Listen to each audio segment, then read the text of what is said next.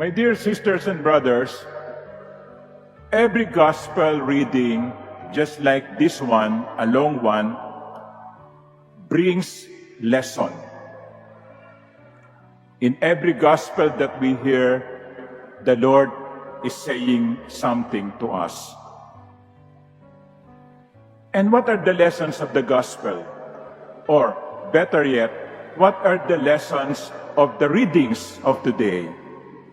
The obvious reason, the obvious lesson, which is a kind of theme of the readings, is God's patience. God is patient with us. In the first reading from the Book of Wisdom, we heard the first reading being proclaimed as such. Though you are master of might, you judge with clemency, and with much lenience you govern us. And you taught your people by these deeds that those who are just must be kind, and you gave your children good ground for hope. Basically, what was the first reading all about? Ganito lang po yun. Ang sinasabi sa atin, mapagpasensya ang Diyos. Mapagpasensya ang Diyos sa atin at binibigyan niya tayo ng pagkakataon na ayusin ang buhay natin. God gives us hope. And then, in the responsorial song which we sang, we said, Lord, you are good and forgiving. You are good and forgiving. Panginoon, ikaw ay mapagpatawad.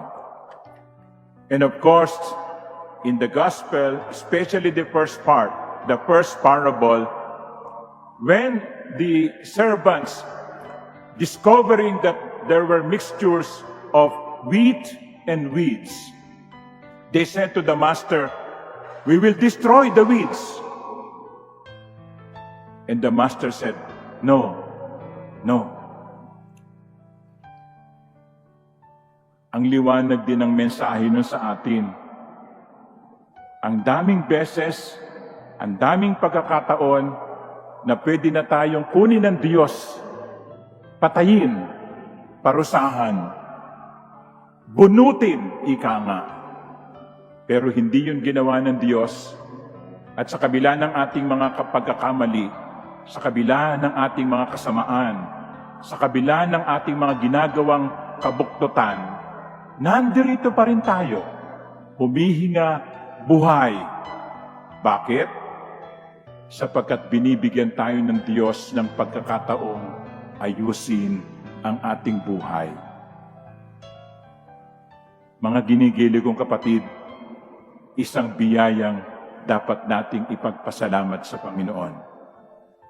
Na ako at kayo, binibigyan niya ng pagkakataong ituwid ang tama, ayusin ang buhay natin. That is the obvious lesson. The patience of God, the forbearance of God. But aside from this, I will point out two possible other lessons. Number one is, especially the gospel reading, it teaches us to value waiting. It teaches us to value waiting. In this world where almost everything is instant, there is instant noodle, there is instant photos. Yung mga may camera dito, yung cellphone, no? Pagkuha nyo, kita nyo na kaagad kung pangit, kung maganda, kung tabingi, pwede nyong ulitin. Many years ago, gumagamit pa ng film yung mga camera. Bago mo makita ang iyong kinunan, pupunta ka pa sa studio at ipadi-develop mo yung film. And then mo lang ma-discover na tabingi pala ang mukha. wala palang madilim pala. We are living in a world where there is so much instant things. Kaya nga pati sinigang, yung sabaw, instant na rin. Instant sabaw ng sinigang. Now, what does it make of us when everything is instant? When everything is remote controlled? When everything is, you text now, it reaches the person you text. That is why we become impatient. Bakit hindi nagre-reply yun? Nag-text ako ah. Yun ang nangyayari. We become impatient. We want instant result.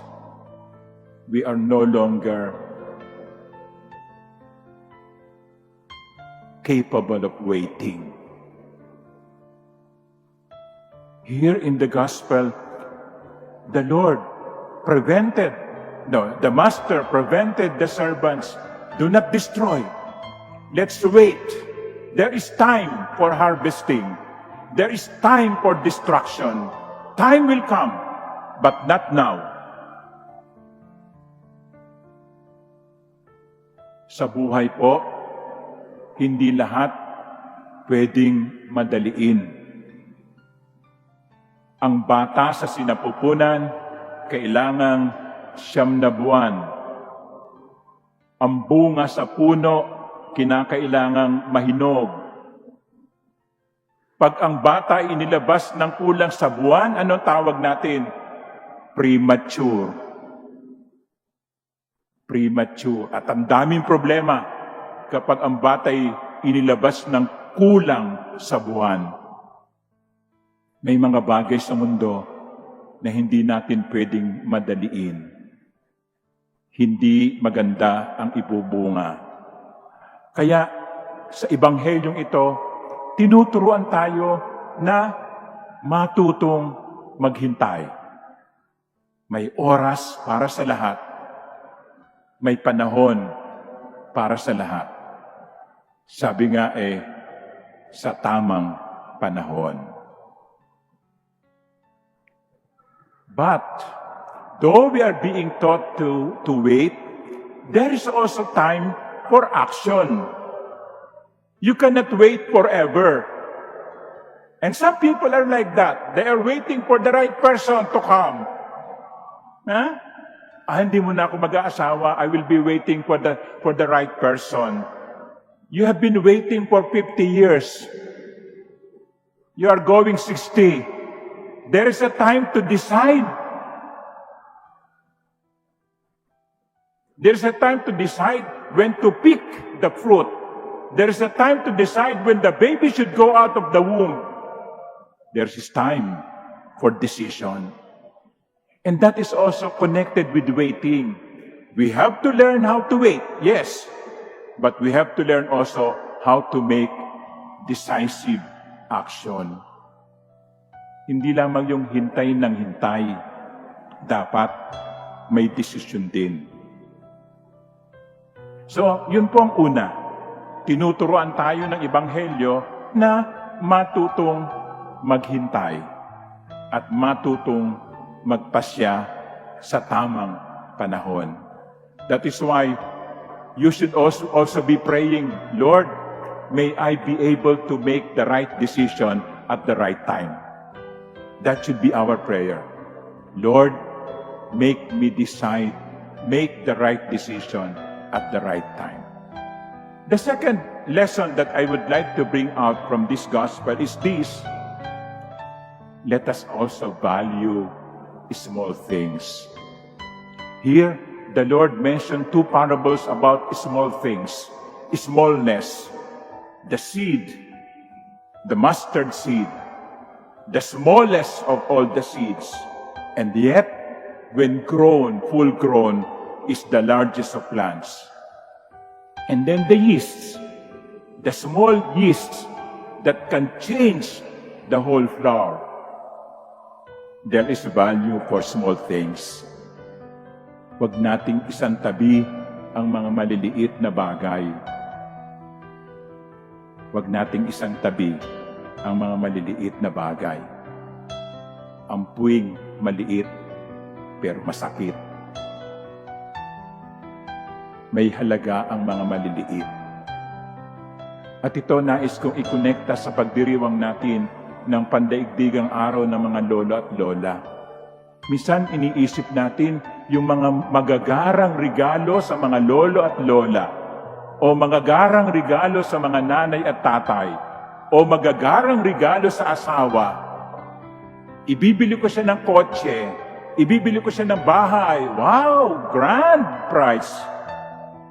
But sometimes, what they need are not those big things. What they need are those small gestures of kindness.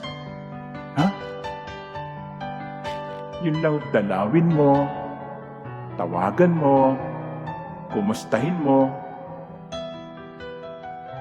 Yung sabihin mo sa nanay mo, sa tatay mo, sa asawa mo, I love you.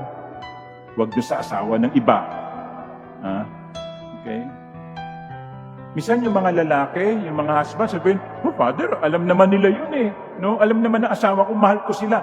But they need to hear that. They need to hear it once in a while. Say it sincerely. I love you, honey. Wow, sweet. Bakit honey? Father, nakalimutan ko na yung pangalan niya. Kaya honey na lang. Let us not ignore small things. Why?